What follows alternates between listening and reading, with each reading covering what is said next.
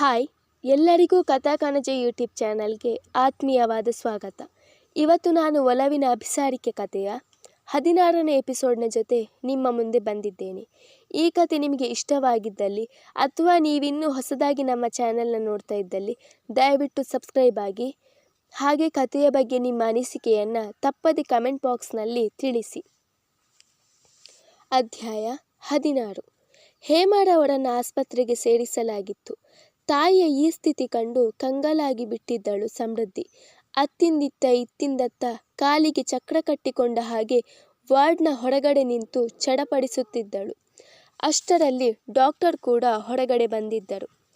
Doctor, ನಮ್ಮಮ್ಮನಿಗೆ ಏನಾಗಿದೆ? ಏನಾದರೂ ಆರೋಗ್ಯ ಸಮಸ್ಯೆನಾ? ಜೀವಕ್ಕೇನು ಅಪಾಯ ಇಲ್ಲ ತಾನೆ ಎಂದು ಬಡಬಡಿಸುತ್ತಿದ್ದವಳ ನಡುಗುತ್ತಿದ್ದ ಧ್ವನಿ ಕೇಳಿಯೇ ಡಾಕ್ಟರ್ಗೆ ಅರಿವಾಗಿತ್ತು ಅವಳು ಅದೆಷ್ಟು ಆತಂಕ ಪಟ್ಟುಕೊಂಡಿದ್ದಾಳೆ ಎಂದು. ಯಾಕಿಷ್ಟೊಂದು ಗಾಬರಿ ಆಗ್ತಾ ಇದ್ದೀರಾ? Nothing to worry, be cool. ನಿಮ್ಮ ತಾಯಿಗೆ ಏನೂ ಆಗಿಲ್ಲ, ಸ್ವಲ್ಪ BP ಲೋ ಆಗಿದೆ ಅಷ್ಟೇ. ಅದಕ್ಕೆ ಹೀಗೆ ಪ್ರಜ್ಞೆ ತಪ್ಪಿದ್ದಾರೆ. ನಾನು ಕೆಲವೊಂದು ಟ್ಯಾಬ್ಲೆಟ್ಸ್ಗಳನ್ನು ಬರೆದು ಕೊಡ್ತೀನಿ, ಅದನ್ನು ಟೈಮ್ಗೆ ಸರಿಯಾಗಿ ತೆಗೊಳ್ಳೋಕೆ ಹೇಳಿ ಎಂದವರು ನರ್ಸ್ನ ಕೈಗೆ ಚೀಟಿ ಕೊಟ್ಟರೆ ಅವರ ಮಾತು ಕೇಳಿ ತುಸು ನಿರಾಳ ಆಗಿತ್ತು ಸಮೃದ್ಧಿಗೆ. ಥ್ಯಾಂಕ್ಸ್ ಡಾಕ್ಟರ್ ಎಂದು ಕೃತಜ್ಞತೆ ಸಲ್ಲಿಸಿದವಳಿಗೆ, ಇದು ನನ್ನ ಕರ್ತವ್ಯ ಎಂದರು ಡಾಕ್ಟರ್ ನಸುನಗುತ್ತಲೇ. ಡಾಕ್ಟರ್, ಅಂದಹಾಗೆ ಅಮ್ಮನನ್ನು ಇವತ್ತೇ ಮನೆಗೆ ಕರ್ಕೊಂಡು ಹೋಗಬಹುದಾ ಎಂದು ಅನುಮಾನಿಸುತ್ತಾ ಕೇಳಿದಳು. ಖಂಡಿತ, ಇವತ್ತೇ ನಿಮ್ಮ ತಾಯಿನ ಕರ್ಕೊಂಡು ಹೋಗಿ, ಏನೂ ತೊಂದರೆ ಇಲ್ಲ ಎಂದು ಹೇಳಿ ಅಲ್ಲಿಂದ ಬೇರೊಂದು ವಾರ್ಡ್ ಕಡೆ ಹೊರಟರು ಡಾಕ್ಟರ್. ಅವರು ಹೇಳಿದಂತೆ ಸ್ವಲ್ಪ ಸಮಯ ಬಿಟ್ಟು ತಾಯಿಯನ್ನು ಆಟೋ ಮಾಡಿಕೊಂಡು ಮನೆಗೆ ಕರೆದುಕೊಂಡು ಹೋದಳು ಸಮೃದ್ಧಿ. ಚಾಟಿಯಿಂದ ಮೊದಲ ಏಟು ಬೀಳುತ್ತಿದ್ದ ಹಾಗೆ ಅಮ್ಮ ಎಂದು ಚೀರಿಕೊಂಡನು ವಿಕ್ರಾಂತ್.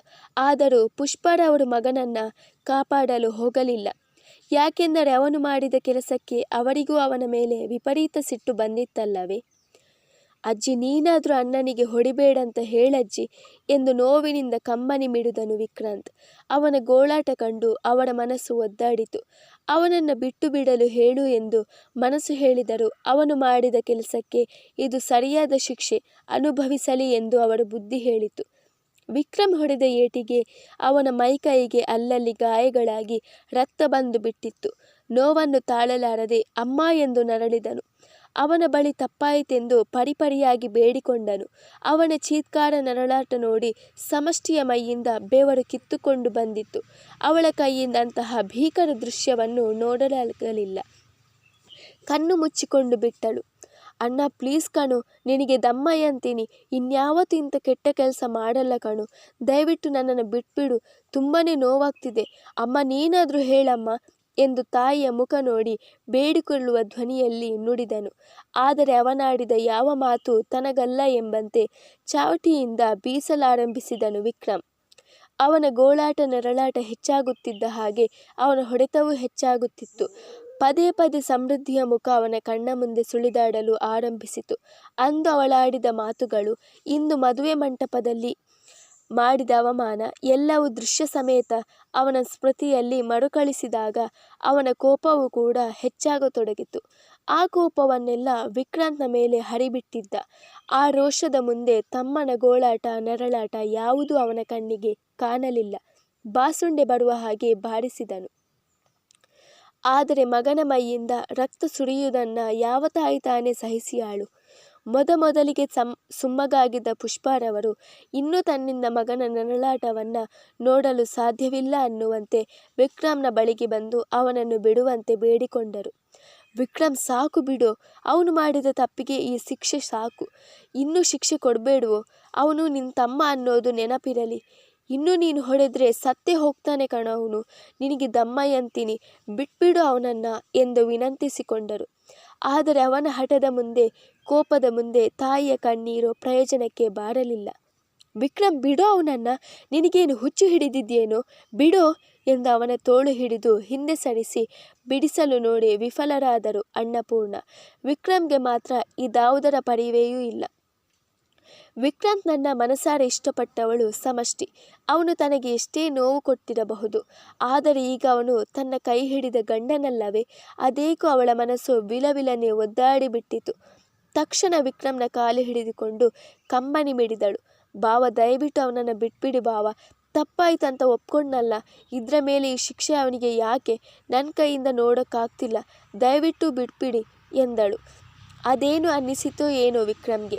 ಹೊಡೆಯುವುದನ್ನು ನಿಲ್ಲಿಸಿದವನು ಕೈಯಲ್ಲಿ ಹಿಡಿದಿದ್ದ ಚಾಟಿಯನ್ನು ಅವನತ್ತ ಬಿಸಾಡಿ ದಡಬಡ ಎಂದು ಅಲ್ಲಿಂದ ಮೆಟ್ಟಿಲು ಹತ್ತಿಕೊಂಡು ತನ್ನ ಕೋಣೆಯ ಕಡೆ ಹೊರಟೇ ಬಿಟ್ಟನು.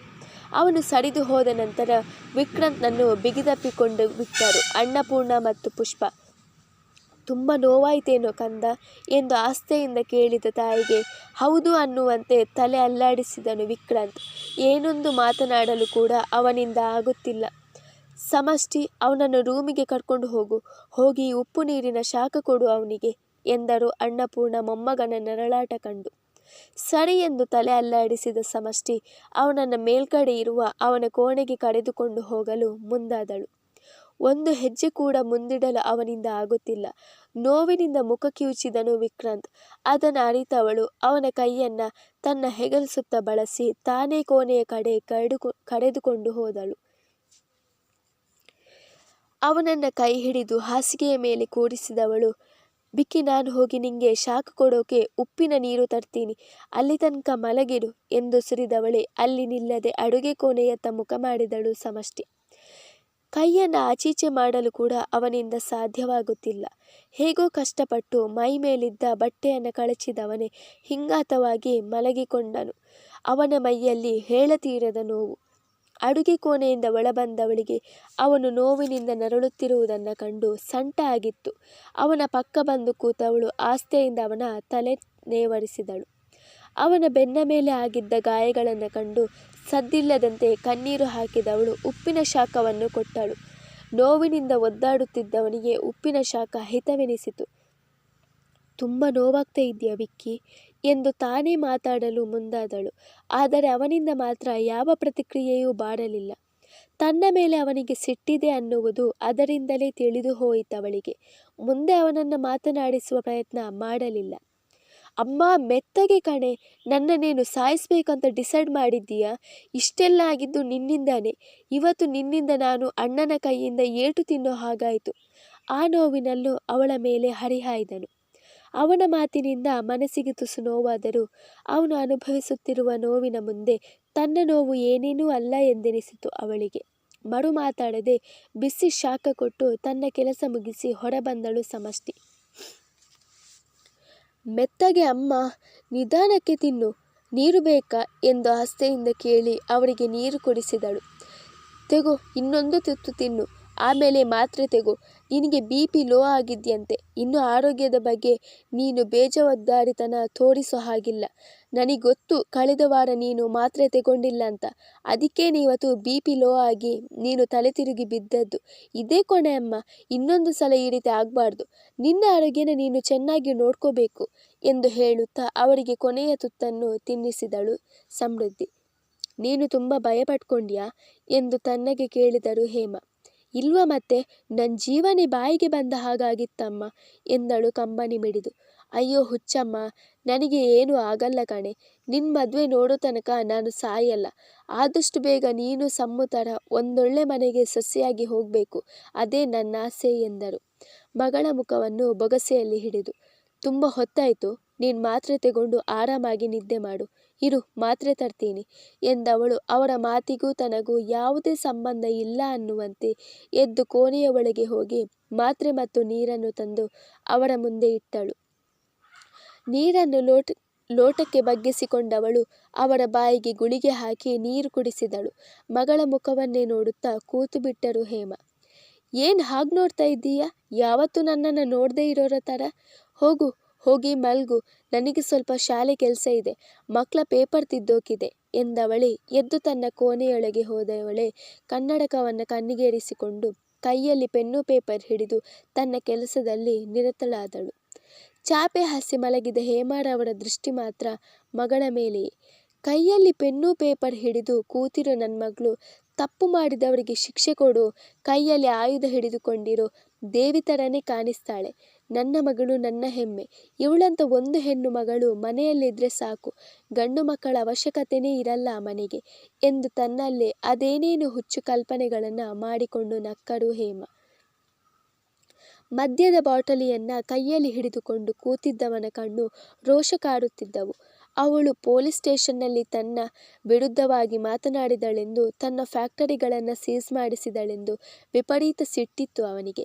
ಆದರೆ ಇಂದು ಅಷ್ಟು ಜನರ ಮುಂದೆ ಮದುವೆ ಮಂಟಪದಲ್ಲಿ ಅವಳು ಮಾಡಿದ ಅವಮಾನದಿಂದ ಅವನ ಕೋಪ ಇನ್ನಷ್ಟು ಹೆಚ್ಚಾಗಿತ್ತು. ಆಫ್ಟರ್ ಆಲ್, ಸರ್ಕಾರಿ ಶಾಲೆಯಲ್ಲಿ ಪಾಠ ಮಾಡೋಳು ಅಂಥ ಸಾವಿರಾರು ಸ್ಕೂಲ್ಗಳನ್ನು ಕಟ್ಟೋ ತಾಕತ್ತಿರೋ ನನ್ನ ಮುಂದೆನೇ ಎದುರು ಮಾತಾಡಿ ನನಗೇನೆ ಅವಮಾನ ಮಾಡ್ತಾಳೆ ಅಂದರೆ ಅವಳಿಗೆ ಅದೆಷ್ಟು ದುರಹಂಕಾರ ಇರಬೇಡ. ಅಷ್ಟು ಮಂದಿ ಜನ ಇವತ್ತು ನನಗೆ, ನನ್ನ ಮನೆಯವರಿಗೆ ಅವಮಾನ ಮಾಡಿ ಹೋದರು. ಅದಕ್ಕೆಲ್ಲ ಕಾರಣ ಅವಳೇ, ಆ ಸಮೃದ್ಧಿ ಭಾರದ್ವಾಜ್.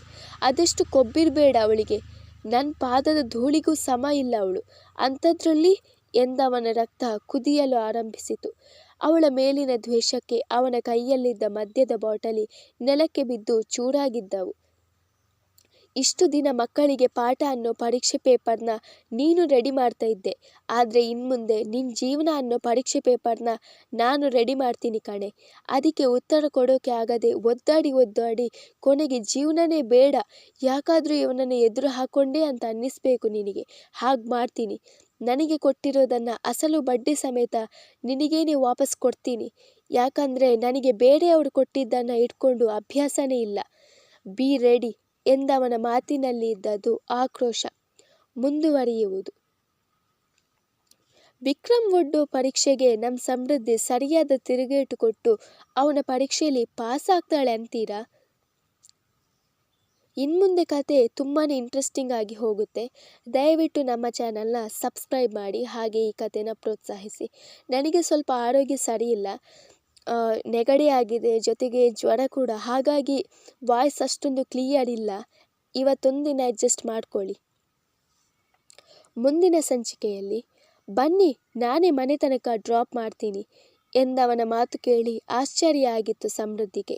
ಆದರೂ ಅದನ್ನು ಅವನ ಮುಂದೆ ತೋರಿಸಿಕೊಳ್ಳದವಳು ಥ್ಯಾಂಕ್ಸ್ ಎಂದವಳು. ಪರವಾಗಿಲ್ಲ, ನಾನು ಆಟೋದಲ್ಲೇ ಹೋಗ್ತೀನಿ. ನಮ್ಮಂಥ ಮಿಡಲ್ ಕ್ಲಾಸ್ ಜನಗಳಿಗೆ ಅಂತಾನೆ ಆಟೋ ಇರೋದು. ನಾನು ನಿಮ್ಮ ಲಕ್ಷಾಂತರ ರೂಪಾಯಿ ಕಾರ್ನಲ್ಲಿ ಕೂತ್ರೆ ಅದರ ವ್ಯಾಲ್ಯೂ ಕಡಿಮೆ ಆಗಬಹುದೇನೋ, ಜೊತೆಗೆ ನಿಮ್ಮ ವ್ಯಾಲ್ಯೂ ಕೂಡ. ಯಾಕಂದರೆ ಎಲ್ಲ ವಿಷಯದಲ್ಲೂ ಅಂತಸ್ತನ್ನು ತಾಳೆ ಮಾಡಿ ನೋಡೋ ದೊಡ್ಡ ವ್ಯಕ್ತಿ ಅಲ್ವಾ ನೀವು ಎಂದು ಅವನ ಮುಖಕ್ಕೆ ಹೊಡೆದ ಹಾಗೆ ಹೇಳಿ ಅಲ್ಲಿಂದ ಹೊರಡಲು ಮುಂದಾದಳು ಸಮೃದ್ಧಿ.